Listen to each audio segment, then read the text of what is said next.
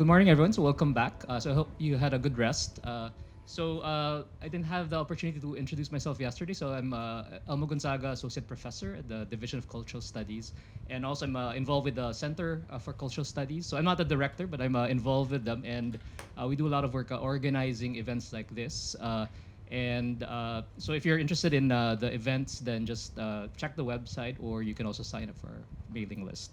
Okay, so let me introduce Conchitina Cruz. I think it's a great privilege for me to be asked to introduce Conchitina Cruz. Conchitina is a professor at the Department of English and Comparative Literature at the University of Philippines, Diliman. She received her MFA in writing from the University of Pittsburgh, where I think as a Fulbright scholar, working with Lynn Emanuel, right? And then she also received her PhD from SUNY Albany, where she had the opportunity to work with Pierre Joris and Lydia Davis. And her dissertation was, I think, a landmark dissertation looking at the reproduction of literary formalism in CIA-funded writing programs in the Philippines. So, very important dissertation. So she has a rich body of work. So she published A Dark Hours, which won the National Book Award in the Philippines. Her earlier work is Disappear.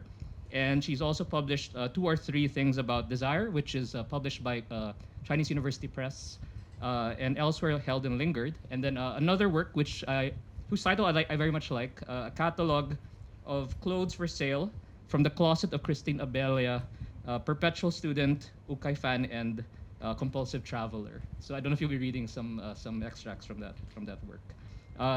More recently, she's been involved, or maybe for the past decade, she's been involved with the independent press. So she's one of the founders of Better Living Through Xeroxography, so BLTX, which is small press, also a DIY, a traveling DIY expo. So it tours together with their partner Adam David. So they travel to different parts of Philippines and hold the DIY expo in these different locations.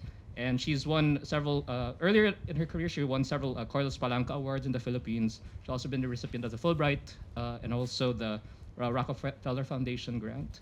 I think as a poet and also an educator and also as a publisher, you could say that her work is a departure from the dominant system of literary production in the Philippines. So please join me in welcoming Conchitina Cruz.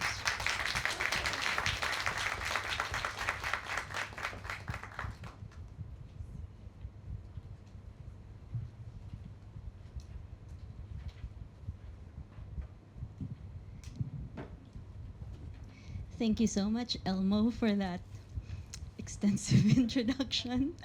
Um, uh, all right. First, I would like to thank everyone who is here today. Thank you so much to Collier and Dorothy and Elmo for putting this event together, and for all the students and the staff who also are helping make this happen, and of course to the audience. I rarely get to read my work in public, and so it's such a gift to have an opportunity like this. So thank you so much. And well, it's also International Working Women's Day, so it's a nice day to do this. I will start by reading from my first book, which I wrote in my 20s. It's called Dark Hours. I'll read two poems from this book, which is in many ways about Manila. I think it was helpful to be away from Manila for a time so that I could write a bit about it. So this first poem is called Dear City. Permit us to refresh your memory. What comes from heaven is always a blessing. The enemy is not rain. Rain is the subject of prayer, the kind gesture of saints. Dear city, explain your irreverence. In you, rain is a visitor with nowhere to go. Where is the ground that knows only the love of water? Where are the passageways to your heart? Pity the water that stays and rises on the streets. Pity the water that floods into houses so dark and filthy and heavy with rats and dead leaves and plastic. How ashamed water is to be what you have made it. What have you done to its beauty, its graceful body and pictures of oceans, its clear face in a glass? We walk home in the flood and cannot see our feet. We forget to thank the gods for their kindness. We look for someone to blame and turn to you, wretched city, because we are men and women of honor. We feed our children 3 meals a day. We never miss an election. The only explanation is you, dear city. This is the end of our discussion. There's no other culprit.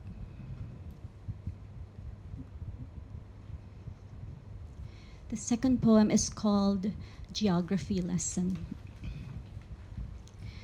Inside the story is a garden with a pear tree, the view of a house with a staircase and mahogany desks. Inside the house is a woman with her back against the windows, her body bent over her child inside a crib, her body leaning against a table as she fixes the fruit in a bowl. From the back of the room, somebody mentions foreshadowing. Somebody makes distinctions between image and symbol. The board is filled with words. Inside the story is a dinner party the woman hosts, the idle talk of guests, the moment her husband leans toward the body of another woman. She watches her husband and his small gesture, the drawing room unable to contain her sudden knowledge. Inside the story, the woman turns away from the climax, turns to the windows and the pear tree outside, the symbol of her life, the tree in full bloom, the tree caught in shadows. We talk about the tragedy of false notions, the link between discovery and despair, the joy of understatement. When there is a knock on the door, a request to take a minute of our time, I say, sure. We are inside the story, and to the students outside, I say, sure, come on in. What they pass around is a can, a sheet of paper, a request for loose change, and volunteers to dig for bodies. A few miles away, the residents of a dump site are dead, their bodies buried in an avalanche of trash. Inside the story, the woman cries, what will happen to me now? On the first day, the dying tried to raise their voices above the weight of their own tin roofs. The digging was slow, the voices stopped. Inside the story, the woman fixes fruit in a bowl, apples, oranges, and grapes. She arranges and rearranges the fruit, draping the grapes on the rim, balancing the oranges on apples. The relatives need bodies for a proper burial. The can grows heavy. The students pause carefully upon the sheet, and the others say, think about it. We have a booth on the 3rd floor. You don't have to sign up now. Inside the story, there is a woman, a house, a man, a pear tree. Inside the story is a house, a bowl full of fruit. Some students are braver than others. They write their names down. The woman leans the sadness of her body against the window, tries to look beyond the pear tree. Inside the story, she sees nothing but darkness. She is ungrateful for the luxury of despair.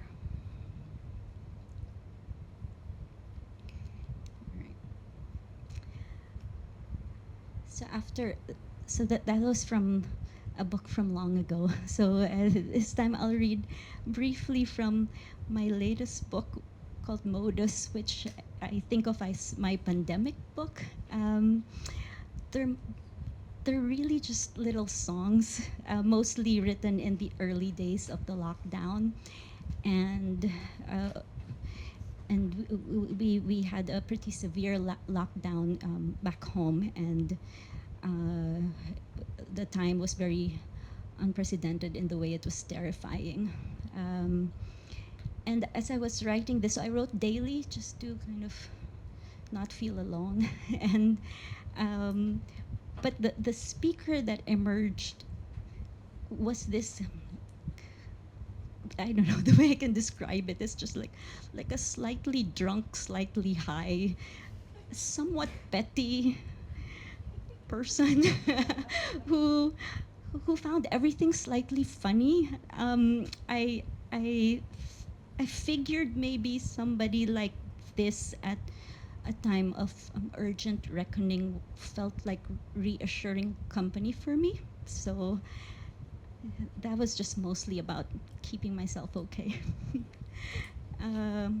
So I'll just read a few short pieces from here. I wear my shame with cassowary confidence.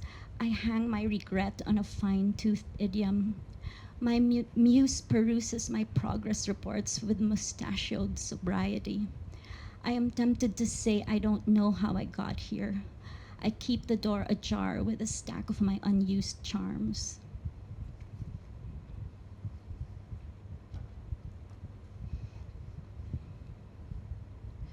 Then the angel of the Lord appeared to me, and we took turns being aggrieved. I followed the sirens to the deck and watched the fire. Like the time I woke up at the spotlight and you were yelling at the cops in the other car. If I must know a thing about me, I am old enough to refer to a former life. There's no saying you're sorry, is there? I'll miss seeing you on the highway of unhealthy contradictions. Somebody has to do nothing about it. I think I'll pull up a chair at the scene of the next emergency.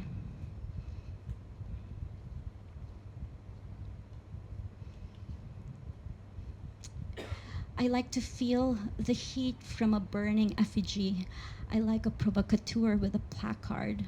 My shortcuts to your erections and disasters are bona fide. Sometimes I'm done with you, be that as it may. Sometimes I crave a look of disapproval. Why would I need another poet in my life? I need another poet in my life.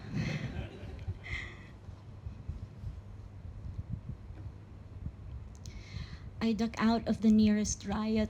Months go by. On condition that I never see you again, I put on my pitiless bird song.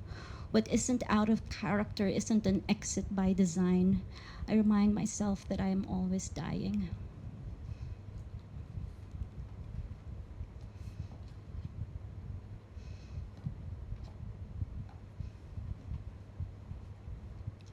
In the end, I am weary of the landlord's submeter. I cite sentient flora to get by. Evenings, my muse sends distress signals from the poetry of the future. Out of the protracted dream, we build a nest for the severed head.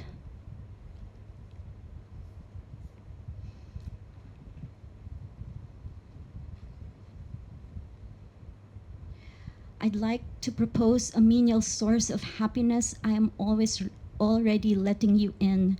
Our misdemeanors confer in an unlit corner. Every siren composes a day-long scenario. The rebuttals sit like rainwater in paper cups. From this window, you say it isn't a bad drop.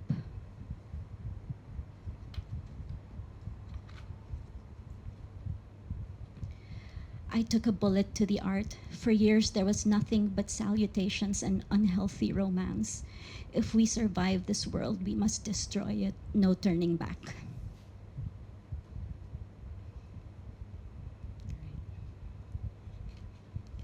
So now I'm going to move to another book called Elsewhere Held and Lingered. It's I think of it as a novel in verse. I tell myself a lot of things about what I'm doing, so that's one for this one. It's about marriage and its discontents. Another way of putting it is it's about falling in love with someone while you're contractually obligated to be in love with someone else. I think one thing to know about the Philippines is that we are the only country with no divorce.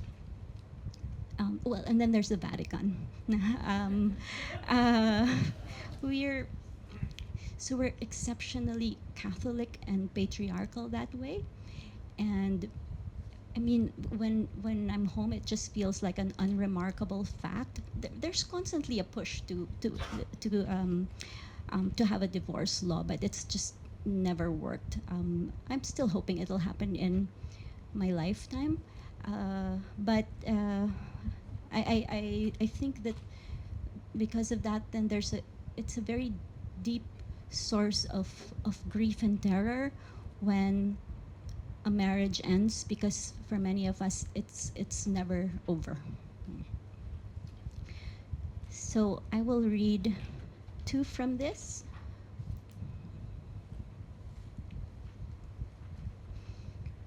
And one is called Send Me to the Moon. I have no time for seeming, said the poetess, mistress in summer heat and distress, on his knees to impress. Say I to you now, my one and one again, beyond question, this moment, my shaky fact and sweeping statement. The sting of your wandering eye gone in a blink, the stink of your sin dismissed in a split second. No longer pissed, no longer dissed by my friends, this heart sought and bought, this mind blundered and plundered of reason.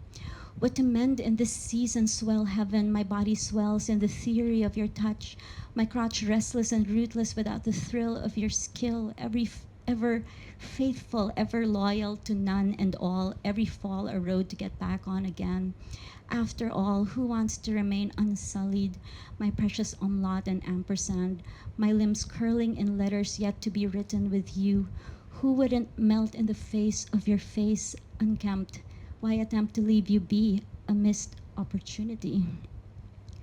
If I may, dear player, my favorite bullshitter, let me say, steer clear of those women proud in their heels, their store-bought feminism, and love me instead, mousy-haired and well-read, able to read genre for your sake, able to take slasher in your company. Lay down your arms where I can stay in them and send me to the moon. Forget the freeze we ran away from one afternoon by the library, the guard whistling in the hall, the howl and swagger and the fall. Haven't we all made that jump? Haven't we all heard the plunk, the mere grunt of you, the mere spunk of you, reeking of musk while teaching me physics, crawling down the road, piss drunk at 3 a.m., plastered and mastered to none, pushing my head down in cars all over town. Don't we all stoop and deliver?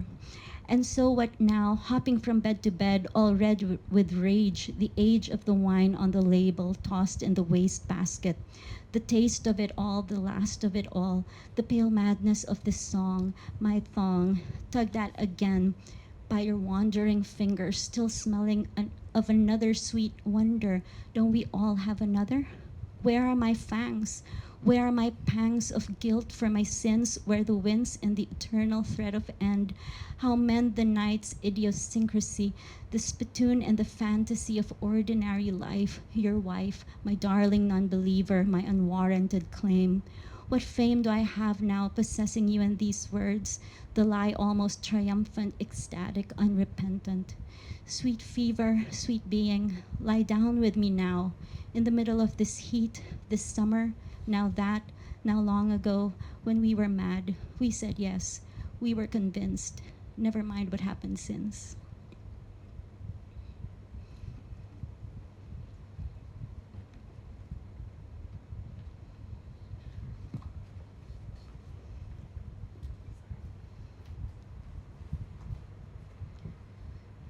Where were you all this time? Look, you say, the world is itself again. The gate behind you, nothing but gate. The roots of trees disrupting the sidewalk, nothing but roots. The old chapel, just what it is.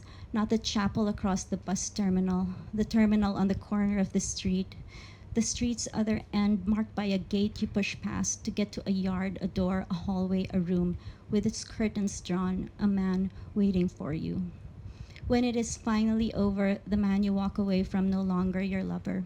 The world is itself again, tidy and literal. Your body where it is, not beside, not away from, not on its way to. Your words what they are. I'm running a few errands, I'm working late. Not tethered to the secret, no longer a secret. The life, no longer a life. Look at the world, you cry, as you cross the street, and sunlight floods over your face, and you give yourself up to its eagerness, and you can barely breathe. Okay. So 2 more poems. I'll read 2 more from a book called There Is No Emergency. And the first is a poem for my cousin who didn't stick around for too long in this world. It's called Still Life with Famous Scientists. You have 3 hours on dry land. You put on your teardrop earrings, slip into your coat, and slip out of the ship where you work as a waitress. You are in the city. The other girls plan to go clothes shopping, but only after getting on the next ferry to see the statue the city is known for. They want to take snapshots of themselves out in the sun, on the ferry, their hair windblown, their cheeks ready, the statue looming behind them. They want to send photographs home that their mothers could show off to the neighbors. You send your mother money twice a month. You call her once a week to check on the bills, her health, and your child who lives with her. The last time you called, she asked if you were in touch with the child's father. Her inflection reminded you not to make a fool of yourself. It is warm in the city, and your coat still damp from a drizzle that welcomed your ship as it docked starts to dry. You don't want to be alone, but you don't want to get off a ship only to get on a ferry. In the subway, you listen to the languages spoken around you and read an ad on real estate that puns on a biblical passage. You think about the store for left-handed people you used to think you wanted to own. Its shelves stocked with left-handed scissors and can openers and other kitchen implements. You had already had the perfect name for the store, a word that meant both left-handed and adulterer. It seemed funny at the time. Back then, you passed time smoking at the steps to the library and sketching cartoons for the school paper. There was a girl you used to go to the library with who studied for tests by crossing out the key terms in her notes with a black marker. She said by erasing the words, she was committing them to memory. She said loss was the best antidote to forgetting. Always at some point, she would hold up her notes against the light, trying to decipher the words she had crossed out. She always remarked on the doodles of fish and ocean waves on the margins of your notebook, as if she were seeing them for the first time. You told her you liked to feel on your wrist, the feel on your wrist of drawing spirals and scales. As a child, you liked to draw girls with small torsos and huge skirts. You fill the skirts with sketches of bows and stars, planets and animals, a house or two. Your mother still had one such drawing on her fridge, next to a photograph of you and the father of your child at a cousin's wedding. The last time you were home, you saw that she had moved your drawing to cover one half of the photograph. You alone were left visible, smiling, a glass of wine in one hand. You were wearing the sapphire dress your cousin lent you that fit you well. You think of the songs you loved that the band played at the wedding, the apartment you moved out of that year, the child you had not long after. Out of the subway and the park, you walk past the carts selling sandwiches, the crowd forming around a busker, the playground. You search the ground for leaves to mail home and teach your child autumn. You pick a few orange leaves shaped like stars and a few red ones shaped like teardrops. The rhythm of the joggers behind you fades. The whir of the ship in your bones eases. It occurs to you that you could wear the waitress uniform you wash and hang in your closet each night to your best friend's costume party, which she hosts every year to celebrate her birthday. Once you went as a tomato, another time as a wrestler, and still another time as a nun. There was a man dressed as a priest at the party, and at the end of the night he invited you to share a cab with them since you lived in the same neighborhood. In the cab, you exchanged crass jokes and phone numbers. You smile as you stuff the leaves in your coat pocket. Past the bridge, you come upon a clearing with a larger-than-life statue of a famous scientist sitting on a bench, his lap roomy enough for you to sit on. You stare at his stony, bushy eyebrows and his stony, scruffy suit. You stare at his stony clamshell ears and his stony shoes. A squirrel hops on the bench, then on his lap, then hops on. You put your hands on the scientist's knees and look up at his eyes. You feel the stone in him rise up in you. It is noon. There is enough time. The veins in your arms begin to turn cold. And just one last poem. And this one is called Arrest. She held the sentence against the open window. Sunlight passed through, abduct and attack. Behead settled below a cable line on which perched a trio of birds. A pedestrian's head grazed close range, then civilian, then genitals. The sentence was noose and the window was noose. The sentence was fact and the window was aftermath. The sentence was fiction and the window was emergency. Smog traced the crevices of massacre. Carnage turned courage, turned garbage against the bobbing of leaves. In the morning, the box was a breakfast table and a dresser. At night, it was a desk stacked with clippings and notes. There were days that spun out of time, orange juice beside memo, beside lipstick, beside draft. Sometimes she knelt before the box as if it were an altar or a fireplace. At times she stood beside it as if it were company waiting in line. The box was an anchor that held the rest of the room together. It said door to the right and kitchen to the left. It said body was in and rain was out. We woke up and she didn't, was all he said in a letter about the child they brought home and buried 2 weeks later. With the letter came a photograph of M, 5 days old. Over dinner years later, he said he still woke up each day seized with terror, as if he would walk to the next room, bend over the crib, and find his child dead. Shouldn't the worst already be over, he asked. There was no child in the next room. He was no longer a father. He was not a father. The rain arrived without warning and it swallowed every sound. She touched each machine in the house to feel it humming. She touched her throat to feel the words out of her mouth. There was someone at the door, she could tell by the knob that kept turning.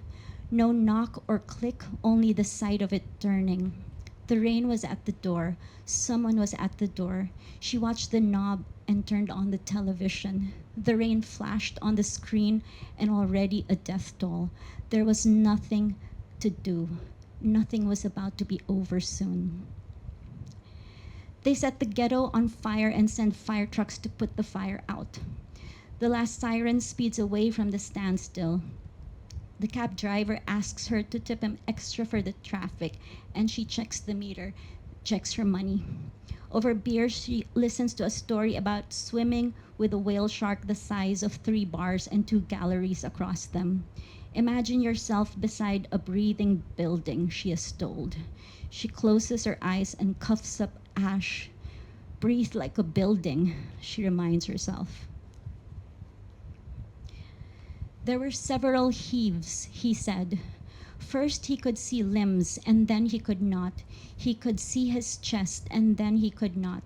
He could see his face, and then he could not. He remembered the O of his mouth, the water erasing it. When the sea returned to the sea, he pulled himself up from a field of bloated bodies. He looked for his face in each face. He scoured the tents. He read the lists. He could be alive, he said. There was no proof otherwise. They had to begin somewhere. This one had a phone in her hand. This one had a gash on his cheek. This one wrapped her arms around her belly. This one shielded this one, it seemed. Helicopters swarmed overhead. Names were called out. This one was stripped of her clothes. This one was a face with no eyes. This one was a body with no head. This one was beaten with a pipe. This one was buried under a car. This one took a bullet in the mouth. They sweltered in the heat. They kept losing count. The street was a river, and she swam down the street. A natural swimmer she was, unlike the rest of them. Bodies midway, and by the end of the street, statistics.